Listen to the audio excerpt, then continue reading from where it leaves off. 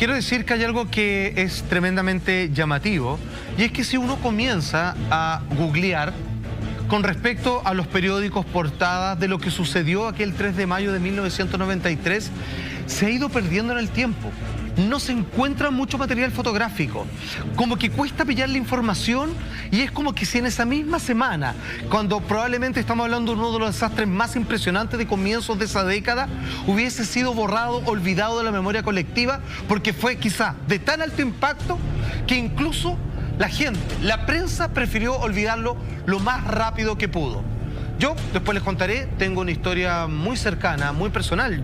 Nosotros, que vivimos en La Reina, pudimos ser testigos muy cercanos de lo que fue esta tragedia.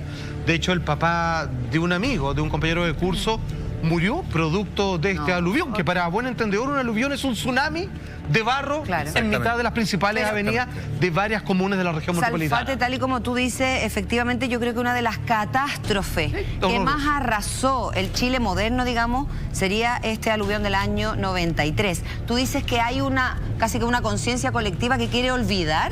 Hay un tema mediático que trata de hacer vista gorda. Es como que... ¿Sabes qué? Yo creo que más allá de eso, Eva, esto yo creo que tiene que ver directamente con las responsabilidades. ¿Ya? Me parece que la prensa, nunca de mala forma, pero se queda mucho con las historias humanas de lo que ocurrió ese año 93, buscando así que mucha gente vaya en ayuda a los damnificados. Yo recuerdo perfectamente haber ido con mi madre a dejar frazada y alimentos no perecibles a un supermercado que queda también en la Comuna de La Reina. Yo en esa época vivía con mis padres en la Comuna de La Reina, cerca de Príncipe de Gales, que también estuvo bastante afectado. Entonces me parece que en un Chile distinto, recién en democracia, no era muy buena idea apuntar con el dedo a la autoridad, por lo cual se quiso quedar la prensa con la historia humana en vez de ir a atacar directamente a los responsables de esto que sin duda pudo haber sido evitado. Es un buen punto, solo decir que en los recuentos que se hicieron a fin de ese año, fíjate que cuando tú te encuentras con el mes de mayo, dice, ¿qué pasó? Hubo un concierto de Metallica, que fue el día siguiente. Pero no está mencionado en muchos de esos recuentos cronológicos de qué fue lo más importante, lo más bueno y terrible del 93, y en algunos de estos recuentos no figura, fíjate. Es que sabéis que, y eso llama mucho la atención porque tú mencionabas el hecho de que nosotros efectivamente vivíamos y vivimos en La Reina, y efectivamente vivimos esa situación. Yo trabajaba en ese entonces en Televisión Nacional, y fue una situación bien particular porque efectivamente el caos, Eva, porque tú no estabas en Chile, tú llegaste en el 95, de verdad fue sorprendente, impensado. O sea, absolutamente impensado. Primero fue una lluvia muy torrencial, muy torrencial, la que previó esta situación, y después queda esta embarrada donde de verdad lo que describía Juan Andrés era sorprendente. O sea, eran literalmente olas de barro. Yo tengo la fortuna de vivir sobre el canal, pero lo que tú estás viendo acá, por ejemplo, hay una calle en La Reina, a propósito de lo que decía Alfredo, que se llama La Cañada. La Cañada era un río completo. Tú cruzabas lo que es el canal Las Perdices, que mucha gente que desde acá era tremenda, y desde esa perspectiva esta situación era realmente dramática. A propósito de las imágenes que estamos viendo, ¿qué ocurrió, Salfate? ¿A qué hora fue? Imagino que son varios factores lo que detonan esta situación tan catastrófica. A ver, esto ocurre el 3 de mayo del año 93 a las 10:30 de la mañana. Antes quiero convocar el siguiente titular para que ustedes entiendan más o menos cuál es el contexto en el cual nos encontramos. El titular dice así, señor director: aseguran que Santiago no tiene sistema de alerta. 20 comunas declaradas en zona de emergencia, hay que agregar ahí, de catástrofe. Solo para nombrar algunas: Peñalolén, La Florida, Macul, La Reina, Lo Hermida y Ñuñoa, entre muchas otras. ¿Qué es lo que pasa? Ya algo adelantaba Jaime, que estamos en mayo y de repente se genera un cambio microclimático donde suben las temperaturas. Esto es lo que se conoce cuando hay un cambio de isoterma, vale decir, donde llueve, o sea, donde debiera nevar, llueve, vale decir, donde está la nieve depositada, solidificada, si tú le tiras agua, se va a derretir y se va a derrumbar todo eso.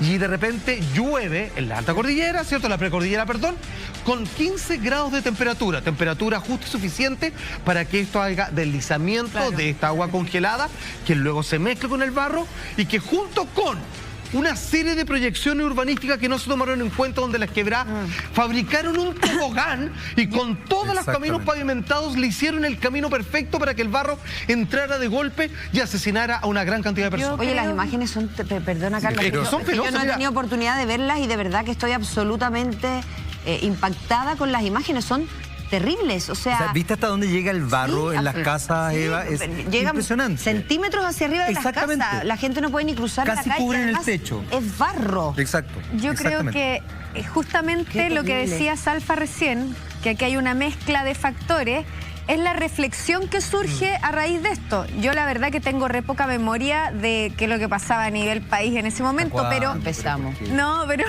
por lo La edad, el tiro sacando la edad. No, Jaime, me puse a investigar del tema y veo que hoy las reflexiones son en cuanto a eso, son como... Es mezcla de un fenómeno natural, pero también con responsabilidad humana. De las Mucha autoridades. Entonces, no es como cuando hablamos de un terremoto, que es 100% un tema de la naturaleza, a menos que no funcionen las alertas sísmicas, qué sé yo, de tsunami quiero decir.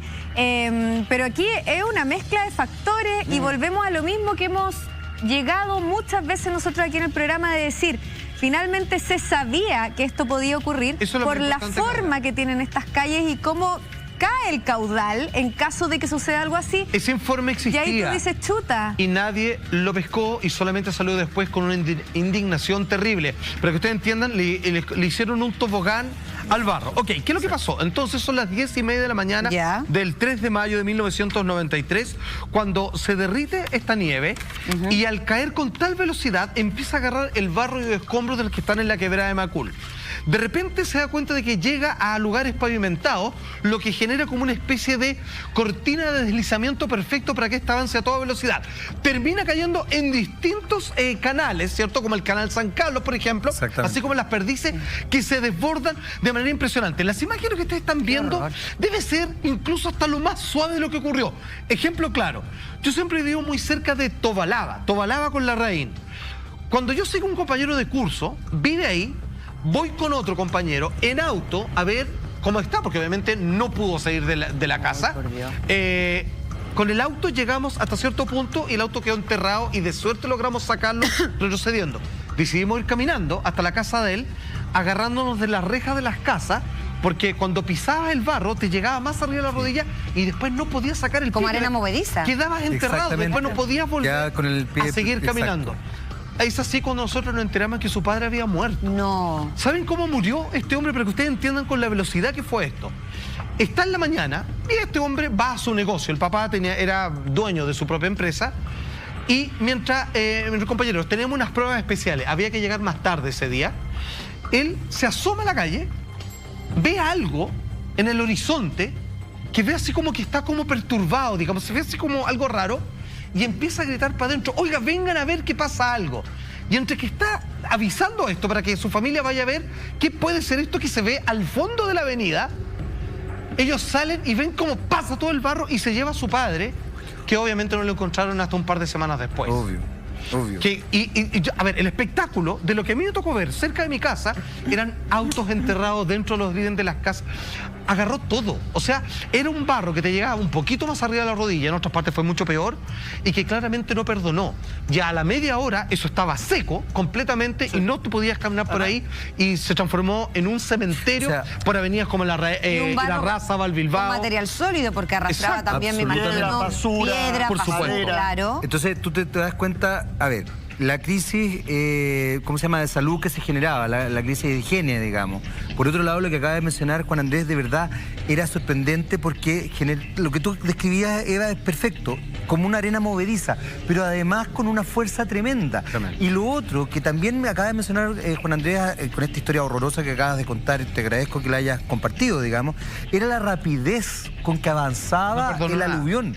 No perdonaba nada y era muy rápido. Entonces era una situación muy tremenda, era de verdad tremenda. Entonces desde ese punto de vista, quizás la gente no tiene conciencia, pero los que vivimos esa experiencia, haber visto que además, era horroroso, era realmente horroroso. Salfa, yo creo que la duda que surge acá, por lo menos de mi parte, si volviesen a ocurrir las mismas condiciones de la naturaleza, o sea, vuelve a haber una lluvia sobre 15 grados, que derrite esta nieve, ¿vuelve a ocurrir esto? Qué buena pregunta. Ha ocurrido, Sí, ha ocurrido. pero esta vez sí han tomado las precauciones. Hay embalses, hay formas de cómo detener este corrimiento de agua. O sea, ojo, pero quiero volver a lo que tú decías. Hubo un informe que decían, ojo, esto fue como casi un año antes. Expertos en la materia de geología, urbanización, dijeron, oiga, ¿saben qué?